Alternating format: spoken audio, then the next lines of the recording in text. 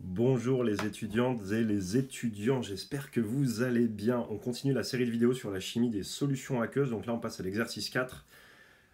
Ça y est, on va attaquer les équilibres de précipitation ou de solubilité. Donc ici il s'agit d'un exercice autour de la solubilité de l'iodure de plomb, c'est un exercice qui n'est pas très difficile pour se mettre dans le bain et après on va monter doucement en niveau de difficulté. Je rappelle, je le dirai jamais assez, qu'il ne sert à rien de regarder une vidéo d'exercice sans avoir cherché l'exercice avant. Je dirais même plus que ça, c'est encore moins bien que de rien faire, puisque techniquement, une fois que vous avez regardé une correction sans avoir cherché l'exercice, vous avez un peu gâché l'exercice, puisque vous connaissez le résultat, vous ne pourrez plus le chercher de la même manière. Donc voilà, n'oubliez pas de chercher avant, il y a encore temps de mettre pause, de chercher les questions, et ensuite, vous prenez la correction et vous me posez des questions s'il y en a dans les commentaires. Si ces vidéos t'aident à progresser en chimie des solutions, n'oublie pas de mettre un petit pouce, de t'abonner, de me laisser un commentaire. C'est le seul moyen pour moi de savoir si ça sert à quelque chose de continuer à faire cette série de vidéos. Allez, on est parti. Donc dans la première question, alors déjà on vous donne la conductivité d'une solution saturée d'iodure de plomb et on vous demande de déterminer la solubilité et le produit de solubilité de l'iodure de plomb. Donc là, il y a deux choses. Déjà, la conductivité, en l'exprimant, on va la relier à la concentration des ions Pb2+ et I-. Et puis ensuite, en faisant un bilan de matière, c'est-à-dire on va faire un tableau d'avancement sur l'équilibre de solubilité, eh bien, on pourra exprimer Pb2+ et I-, les concentrations, en fonction de S. Donc on est parti, on a qu'à démarrer par le bilan de matière, donc sous forme d'un tableau d'avancement. Donc on va mettre PBI2 solide, qui est en équilibre avec Pb2+ aqueux plus 2I- aqueux. Ici, alors je vais faire le bilan en mol par litre. Dans ce cas-là, si je fais en mol par litre, attention, je ne définis pas de concentration pour le solide. Donc tout ce que je vais mettre pour le solide, que ce soit aussi bien l'état initial qu'à l'état final, je vais simplement mettre qu'il est présent. Étant donné qu'on parle d'une solution saturée, il est toujours présent à la fin. La solution saturée, ça veut dire que j'ai coexistence du solide et de sa forme soluble, donc ici sous forme d'ion, donc ça veut dire des ions constitutifs, puisque c'est un solide ionique. Initialement, il n'y a pas de Pb2+ et de I-, et puis quand on est à saturation, il y a S et 2S. Si bien que j'ai un lien entre les concentrations en Pb2+, I-, et puis la solubilité. Ensuite, on va exprimer la conductivité de la solution en fonction des conductivités molaires ioniques. Donc je rappelle que la conductivité sigma, ça va être la somme sur les ions des conductivités molaires ioniques multipliées par les concentrations. Et en rappelant les unités, la conductivité va être en Siemens par mètre, la conductivité molaire ionique, c'est en Siemens mètre carré par mol. Et attention, la concentration molaire, elle est en mol par mètre cube dans cette équation. Il ne faudra pas se faire avoir avec ça. Dans le cas qui nous préoccupe, ça veut dire que si j'applique la formule, eh bien je vais avoir sigma qui est égal à lambda Pb2+ fois concentration Pb2+, plus lambda I-, concentration I-. Et ensuite, j'ai plus qu'à utiliser ce qu'on a dans le tableau d'avancement. Pb2+, oula, c'est moche en jaune, on ne voit pas bien. Pb2+, c'est égal à S, I-, c'est égal à 2S. Donc je factorise par S, et puis j'isole la solubilité, et je vais trouver que la solubilité, c'est sigma, donc la conductivité, divisé par lambda Pb2+, plus 2 lambda I-.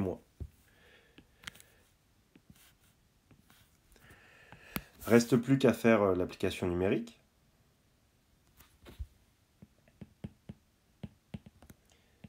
Et donc j'ai trouvé une solubilité de 1,2810-3 mol par litre. Hop. Ensuite, on demande le produit de solubilité, ça veut dire la constante Ks. Donc là, on va utiliser la condition d'équilibre. Je vais écrire que à l'équilibre chimique,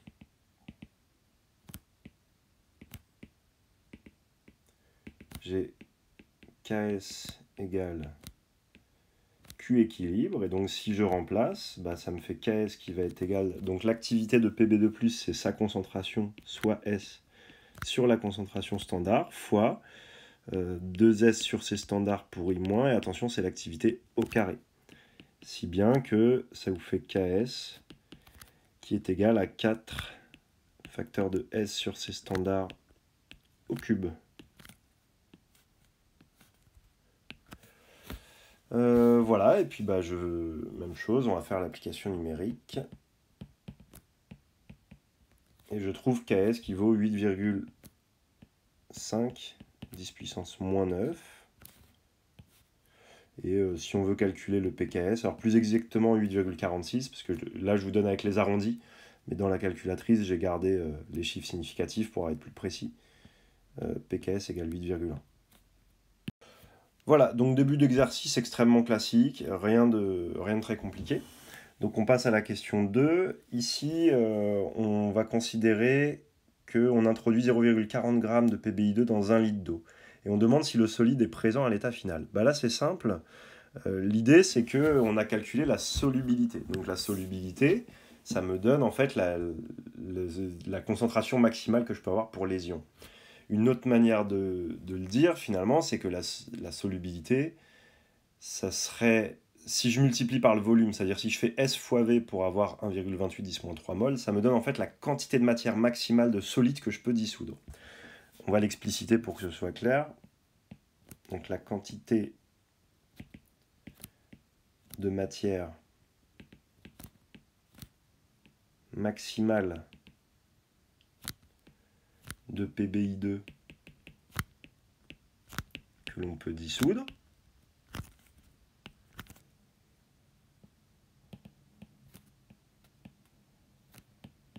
est S fois V, donc ça veut dire 1,28 millimol ou 1,28 10-3 mol, puisque là on est dans un litre.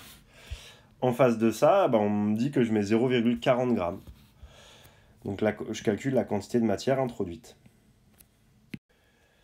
Donc je vais la noter N0, et bah, ce sera la masse de PBI2 sur la masse molaire de PBI2. Et donc si je fais l'application numérique,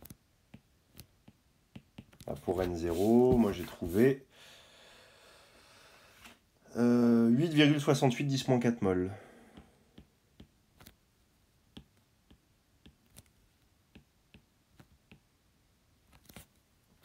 Voilà.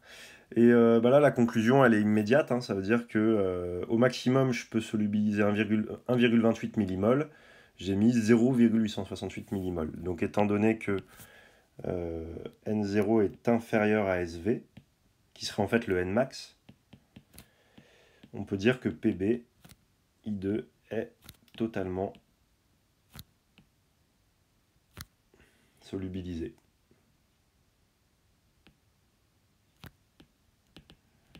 Donc il n'y a pas de solide à l'état final, on n'est pas dans une solution saturée. Autre manière de résoudre la question, mais là j'ai fait la manière la plus rapide, ce serait de calculer le quotient de réaction et de le comparer avec KS. Mais ça revient exactement au même, donc je ne vais pas en parler. Donc ici c'est l'inégalité là qui fait fois.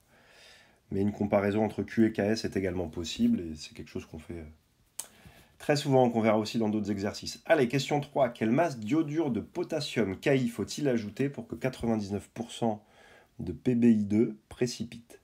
La solubilité de l'iodure de potassium est considérée comme totale. Donc ce qu'on va faire, c'est que ça veut dire que Ki, à partir du moment où je le mets dans l'eau, de toute façon, il va me donner quantitativement K+, plus I-, et donc c'est évidemment I- qui nous intéresse.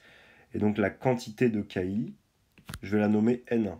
Comme ça, j'ai N0, c'est PBI2 qu'on a mis tout à l'heure. Et on considère N1. Bah là, ce qu'on va faire, c'est simple. On va faire un petit tableau d'avancement pour faire un peu le bilan proprement de tout ça. Pardon, donc je commence avec donc, PBI2 solide, en équilibre avec PB2+, AQ plus 2I- AQ. Là, je vais faire exprès, je vais faire un tableau d'avancement en mol parce que je veux pouvoir expliciter la quantité de matière de PBI2 pour répondre à la question. Donc si je ne fais pas le tableau d'avancement en mol, je risque d'être un petit peu embêté. Donc on y va d'abord l'état initial. Bah, on va avoir, vous vous rappelez déjà, on a N0 et 2N0 puisque tout est solubilisé. D'accord? Les 0,40 g précédents, hein, on repart de la question 2. Et à partir de là, bah, on ajoute une quantité N1. Et c'est cette quantité N1 qui fait que ça va repartir, c'est-à-dire qu'avant que j'ajoute le KI, N0, 2, N0, ils peuvent être comme ça dans la flotte, il n'y a pas de PBI2 et le système n'évolue pas. Le fait d'ajouter du N1, ça va renvoyer l'équilibre dans l'autre sens. Alors là, petite question, qu'est-ce que je dois mettre ici? Est-ce que je dois mettre moins xi, plus xi, plus de xi, ou l'inverse? Qu'est-ce que vous en pensez? N'hésitez pas à mettre pause, à me dire dans les commentaires ce que vous préférez. En réalité, on peut faire un peu ce qu'on veut du moment qu'on respecte les coefficients stoichiométriques. Moi, ce que je vais faire, c'est exprès pour vous provoquer un petit peu, c'est que je vais faire mon tableau de manière classique, c'est-à-dire je dis que y a xi qui est consommé, xi mol de consommé, que je produis xi mol de Pb2+, et que je produis 2 xi mol de I-. Alors je sais que là, il y en a, ceux qui n'ont pas l'habitude, ils vont se dire « Oh là là, mais qu'est-ce qu'il fait ça va faire une quantité de matière négative de PBI2 ». Non, en fait, je fais exprès pour rappeler que la notion d'avancement peut être algébrique. D'accord? Ça veut dire que finalement, l'avancement, je peux toujours l'écrire dans le même sens. Là, comme lui, c'est un réactif, j'ai écrit l'équation dans le sens où PBI2 est un réactif, je lui applique une variation de quantité de matière moins xi, mais maintenant, si l'équilibre part dans le sens indirect, ça veut juste dire que xi est négatif, et là, je retrouve une quantité positive. Donc, on va quand même le noter. Attention, ici, xi est négatif. Maintenant, s'il y en a qui préfèrent définir l'avancement positivement et mettre plus xi, moins de xi, parce qu'ils considèrent qu'ils tiennent compte du fait qu'ils connaissent le sens d'évolution, en vrai, j'y vois pas d'inconvénient, vous arriverez au bon résultat, donc il n'y a aucun problème. Voilà. Maintenant qu'on a dit ça, eh bien, déjà, on peut écrire la condition à l'équilibre chimique pour mettre ces différentes grandeurs ensemble. Donc, à l'équilibre chimique, bah, j'ai le quotient à l'équilibre qui est égal au Ks. Et donc, le quotient à l'équilibre, bah, c'est pour Pb2+, ça fait N0 plus xi sur Vc standard. Et pour I-, ça fait 2N0 plus N1 plus 2xi sur Vc standard au carré égale Ks.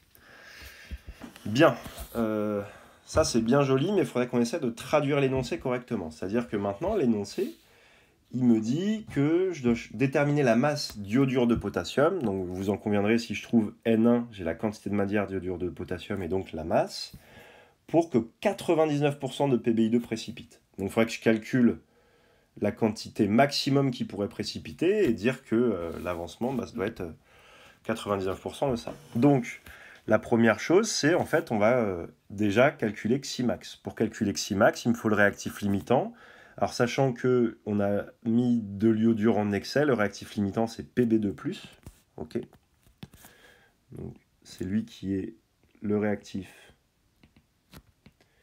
limitant.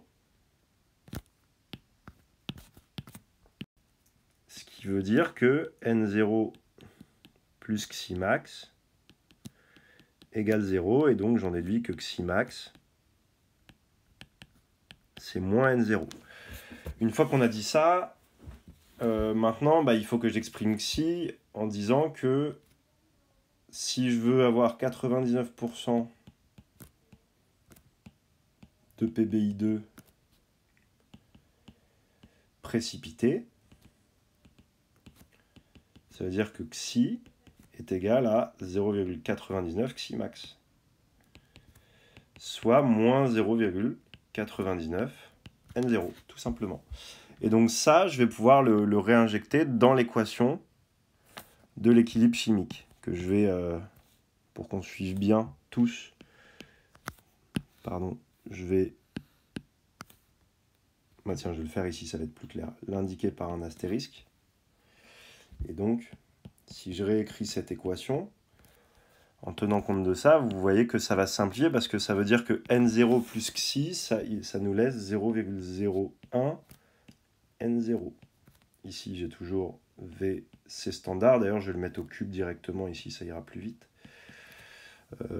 Fois, et donc ici, 2n0 plus n1 plus 2 xi, ça fait que ça va me laisser 0,02 n0 plus n1 au carré, qui est égal à ks. Et vous voyez, là, c'est bien parce que j'ai une équation à une inconnue, et l'inconnue, c'est n1. Donc, je vais avoir plus qu'à l'isoler maintenant. Donc, on y va. Je vais écrire que 0,02 n0 plus n1 au carré, ça fait ks fois vc standard au cube sur 0,01 n0. Et donc, j'obtiens n1 égale l'expression suivante. Hop. Tiens, je ne vais pas l'encadrer là parce que je dois écrire l'expression finale. En fait, ce qui nous intéresse, c'est la masse de Ki. D'accord? Et la masse de Ki, bah, ça va être N1 fois la masse molaire de Ki. Donc, en fait, je multiplie l'expression précédente par la masse molaire de Ki. Et je trouve avec ceci une masse de Ki de 1,2 g.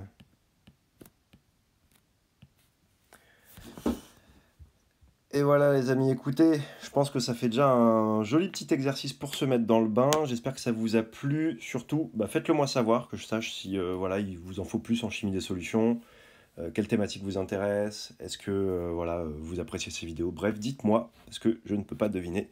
Quant à moi, je vous dis à très bientôt pour de nouvelles vidéos. Prenez soin de vous, travaillez bien et vive la chimie. Salut!